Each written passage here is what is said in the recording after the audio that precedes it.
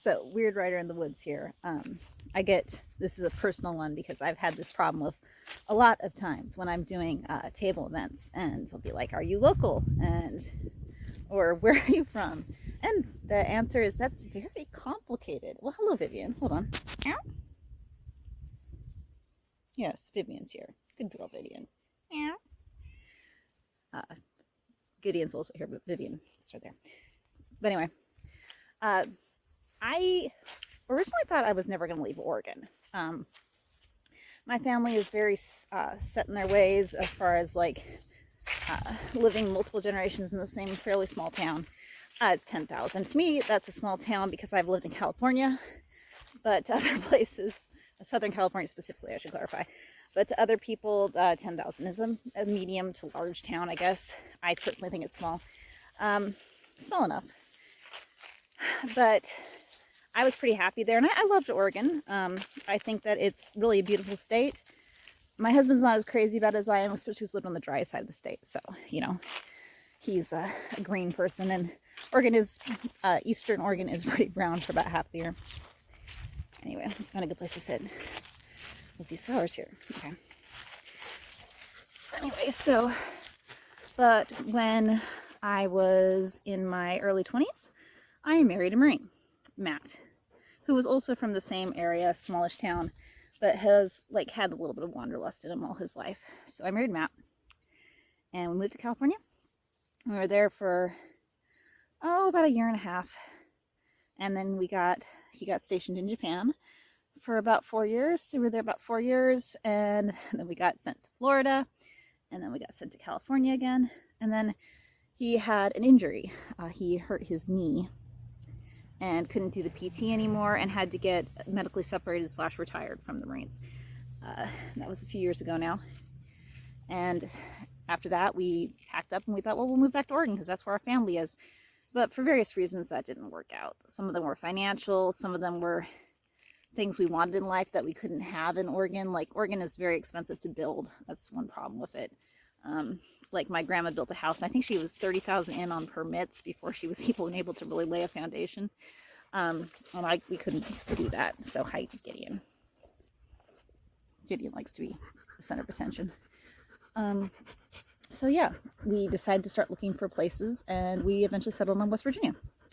So when people ask me where I'm from, I'm like, or are you local? I'm like, well, what do you mean by that? Because where I'm from originally is Oregon. Where I live is currently West Virginia.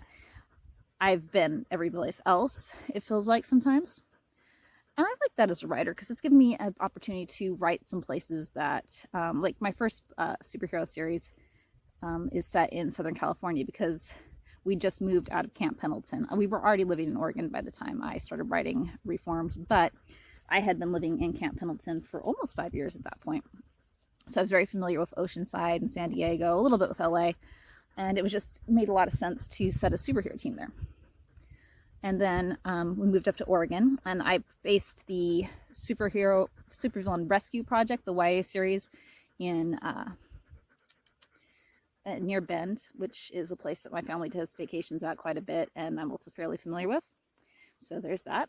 And having those places gave them the feel of realism. The good thing about the modern day, though, is you don't need that. Like, some of my stories are based in places I've lived. Like, I have one set in Pensacola. No, I have 2 stories set in Pensacola, I think. 1.5. I've got stories set in Arizona, where I've driven through. I've recently finished one that's set in Alaska, where I've spent at least a weekend. So I've visited. And I've got a couple that are set in West Virginia now. And I've got one that's set on a cross-country road trip, which is something I've done because I've driven from Oregon to West Virginia. On the other hand, sometimes I'll write a book and it'll be set in a place I've never been. Second Chance Superhero is set in Tennessee. I haven't even driven through Tennessee. We didn't hit that on the airborne routes. I wrote Honor of the Run of a Supervillain, and that is set in Ohio, specifically Columbus.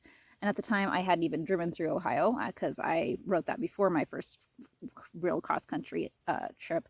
I mean, I'd driven from California to Oregon several times, but I had never driven from Oregon to West Virginia yet. So yeah, and for that I had to use a lot of Googling, some Google Maps. It's funny, I went back to Columbus for Game Changer too. I have friends who live in Ohio though, and I have been there now. I spent a weekend near Toledo doing the Muddy Muddy Book Festival. So that was something I did. Yeah, and I'm going to add Pennsylvania onto my states that I've hung out in. Actually, I probably won't post this until after I'm back from Pennsylvania, so because I'm going to be there on October 11th through that weekend. Yeah. So I'm slowly expanding my states I've been to. I went up to Rail Makers in Michigan, so probably eventually going to get a book set there. I'll have to decide what teams of superheroes are in Michigan and how many people they have. I've set stories, of course, in Portland because as somebody who lived in Oregon, I was very familiar with Portland. I've set stories in St. Louis. On the Run has a section in St. Louis because I have been to St. Louis. So yeah, it's fun. The thing about the modern day is like you can just literally take a Google map pin and drop it somewhere and like walk around a town you've never been to.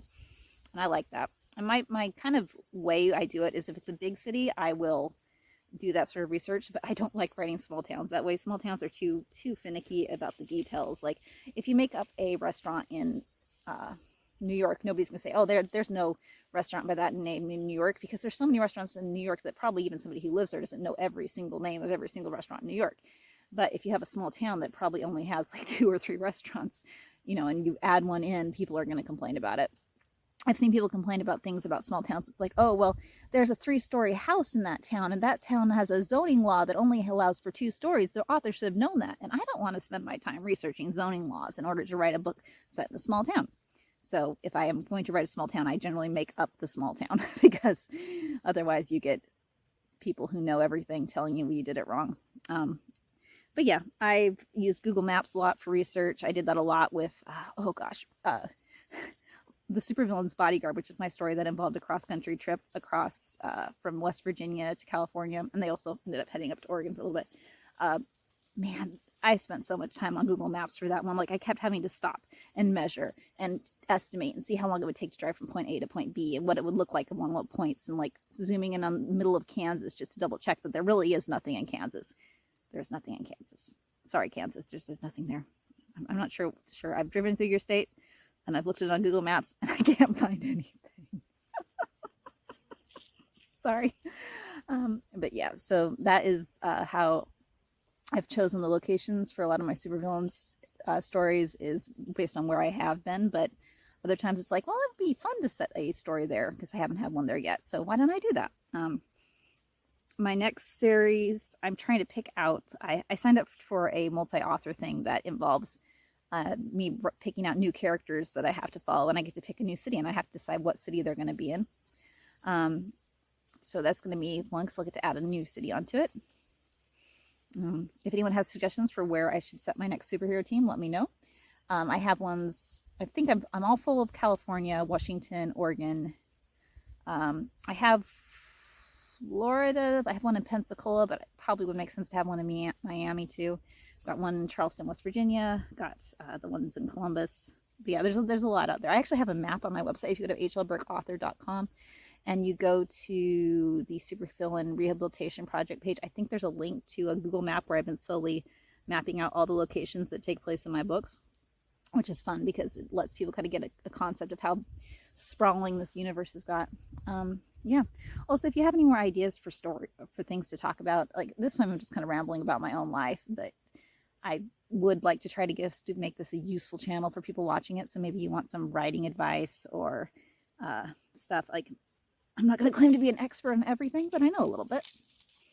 I know just enough to like maybe give people ideas or spark things or push you out of a little bit of writer's block. Yeah, believe it or not. But yeah, let's say goodbye to... Ooh, let's go catch up with Miss Biff. Hold on. You see her? She's hiding in the shadows. Like a little princess that she is. There she is. I can see her little white nose. There's Miss Biff. Oh, there she goes. Oh, the air conditioning thing had cut on. Say goodbye. Goodbye, Miss Viv.